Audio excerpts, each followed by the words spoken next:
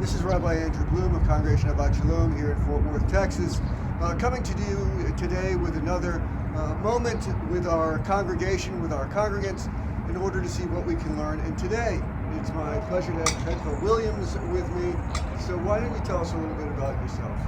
So I volunteer as the youth director here at Congregation Hedva Shalom, and I lead the USY for the kids, which is Kadima and USY grades 5th through 12th grade. So let me tell you a personal story.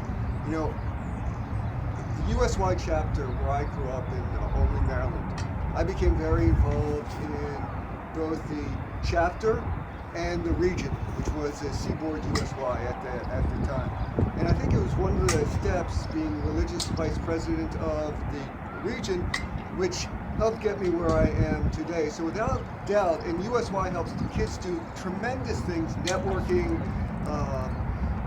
self-confidence. Can you tell us about one of the great events that you bring the kids to, where all of us can learn how we can incorporate our youth, the next generation, into what we're doing? So one of the events that we have every year is we have our fall Kala, which we actually bring all the 5th graders and 12th graders. What's a Kala? A Kala is a meeting, like a convention, Right. that they come from all over Texas and Oklahoma. We are SWUSY, which is the Southwest USY chapter. We are actually, region. We're actually Fort Worth USY, which is FUSY. And they bring all of the kids to a campground in Texas, and they come from Oklahoma and all over Texas. And the kids, it's like so amazing to watch them when they arrive, to start hugging and just be so happy to see each other and convene together and meet all their old friends. And this programming, both religious, social, educational, I think it's great. You know, we read in the Torah, we've been reading about how the children of Israel first crossed the Red Sea, and then this past weekend, just yesterday, on Shabbat, we read about the receiving of the Decalogue, the Ten Commandments. And there's a great story of when Moses came down the first time, and he saw the children of Israel worshiping the golden calf. He broke the tablets. And the story goes that he went up another time. The children of Israel asked him to go up another time. He goes up, and God says, I'm not going to give it to you again. Until finally, the third time he goes up, an old woman comes up to him, whispers, and says, tell God we'll give him the children if he gives us the Ten Commandments.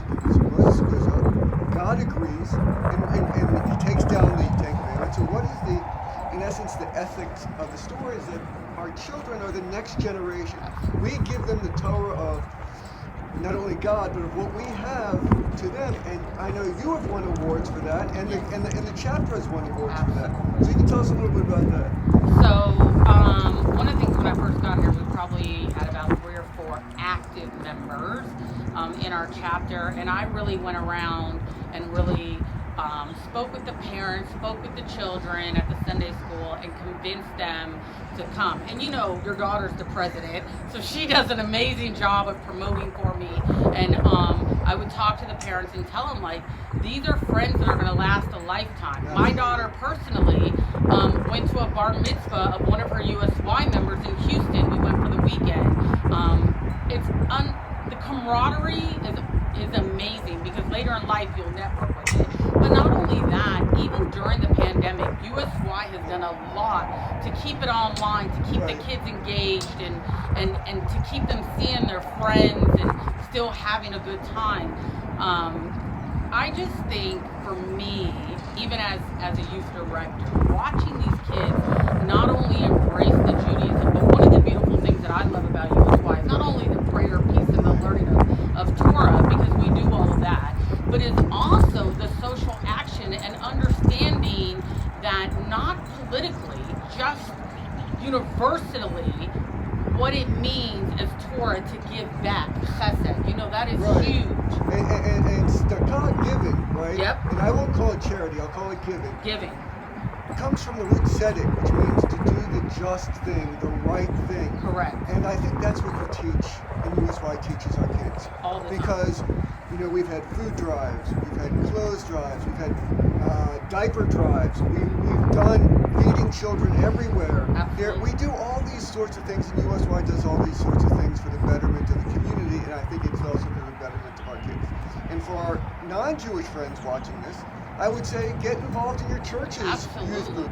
It doesn't matter what denomination, what religion. It matters that we're giving the morals to our Absolutely. kids because they're going to be passing it on in the future. So, can you give us one last sort of motivation in order to join our youth, and you know what, not even join our youth, for us as adults to help move forward our youth and become part of that movement as well? So I think one of the big things that we all know is that in this polarized time we're living in, our children are the future. Right. And teaching our children basic morals and values and respect and kindness and loving and caring, USY drives that home. As much as we teach them in the Sunday schools of our churches and synagogues that are super important, Absolutely. right? The USY kind of puts that all together, puts the groups together, puts the kids together to make that happen. And so it's really important that even for our members that our kids are at home that haven't been doing a lot with the USY online, our kids should get back involved in that because they do not only have a lot of friends, but there's a lot of educational, spiritual, and pride that goes Absolutely. into the programming that USY provides for our youth. Absolutely. You know, unfortunately, us adults are very polarized by politics, by religion, by race. But if you really go into our schools and with our youth, you don't see that because they're with everyone. And I think USY not only reinforces that, but it needs to teach us as adults how to live as well. So I thank you for doing that. Absolutely. I thank you for being here. Absolutely. This is My Rabbi pleasure. Andrew Bloom of Congregation Abba Shalom, once again with Hedva Williams. Thank you. And we look forward to bringing you many more viewpoints and different things which happen within our synagogue, within our community, for if we come together as one, it can only benefit all of us. Shalom.